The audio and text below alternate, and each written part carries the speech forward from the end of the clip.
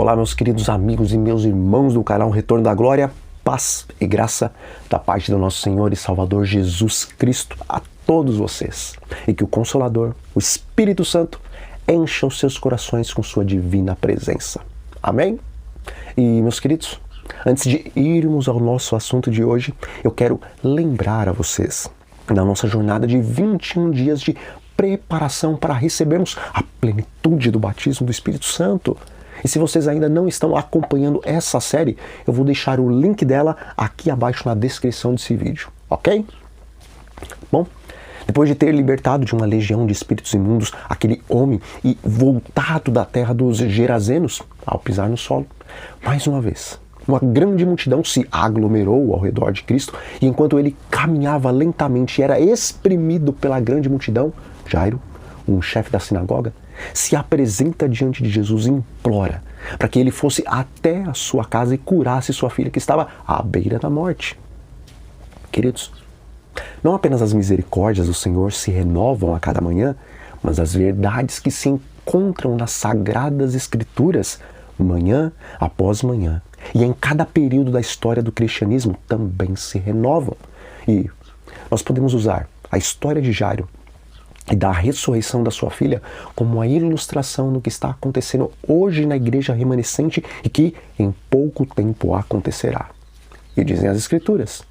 E insistentemente lhe suplicou: minha filha está à morte. Vem, impõe as mãos sobre ela para que seja salva e viverá. Jesus foi com ele.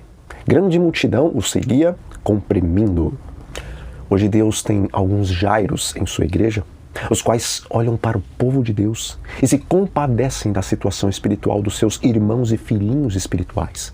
E nesses últimos dias, que aparentemente a igreja está moribunda a ponto de morrer espiritualmente, os Jairos espirituais estão buscando a Jesus em oração e suplicando para que venha Ele, através do Espírito Santo, curar sua igreja de sua enfermidade espiritual.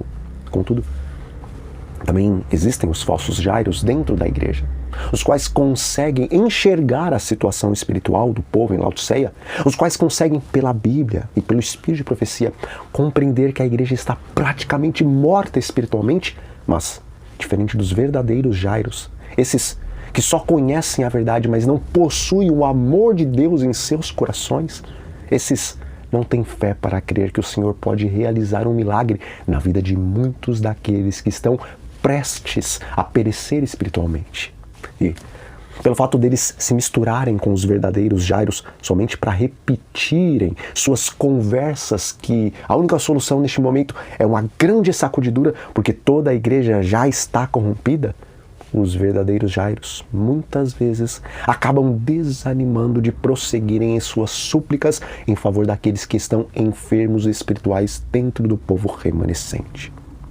E a palavra de Deus continua dizendo o seguinte: mas Jesus, sem acudir a tais palavras, disse ao chefe da sinagoga: não temas, crê somente. Contudo, não permitiu que alguém o acompanhasse, senão Pedro e os irmãos Tiago e João. Queridos, nenhuma palavra que sai da boca de Deus volta vazia. E se ele disse que irá levantar desta igreja um povo que vai triunfar sobre a carne, o diabo e o mundo, então ele o fará. Se o Senhor afirmou que pode fazer do vaso estragado um vaso novo, semelhante a como o oleiro faz, então, sem dúvida nenhuma, ele o pode. Se o Senhor disse que de um monte de ossos secos, ele pode fazer com que tendões, carne, pele e fôlego voltem a existir e se tornem em um poderoso exército, assim ele também pode fazer com aqueles que hoje estão praticamente mortos dentro da igreja. Contudo, somente aqueles que são mais íntimos de Cristo e os que estão suplicando pelo reavivamento da igreja conseguirão enxergar o que Deus está fazendo e ainda fará no meio do seu povo. Bom, a história de Jairo continua e a palavra de Deus nos diz que, chegando Jesus até a casa do chefe da sinagoga, ali ele viu um grande alvoroço daqueles que choravam e que pranteavam pela menina. E embora ele tenha afirmado categoricamente que, aos olhos dele, a menina não estava morta, mas apenas dormia, a palavra de Deus nos apresenta esse relato. E riam-se dele. Tendo ele, porém, mandado sair a todos, tomou o pai e a mãe da criança e os que vieram com ele e entrou onde ela estava.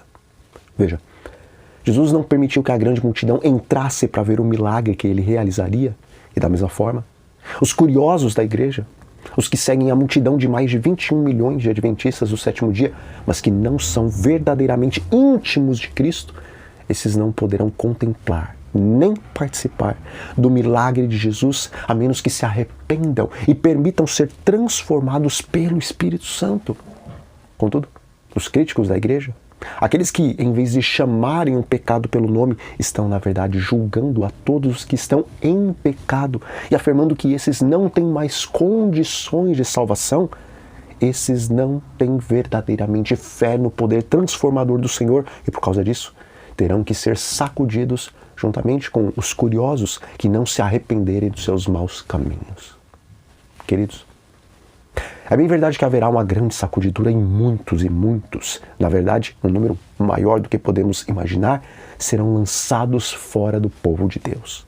Mas muitos que hoje parecem estar espiritualmente mortos ainda ouvirão os apelos do Senhor e participarão da grande ressurreição espiritual que Deus fará em seu povo, enquanto aqueles que conheciam muito da Bíblia e também do Espírito de profecia serão sacudidos juntamente com aqueles os quais eles apontavam como indignos de fazer parte da igreja triunfante.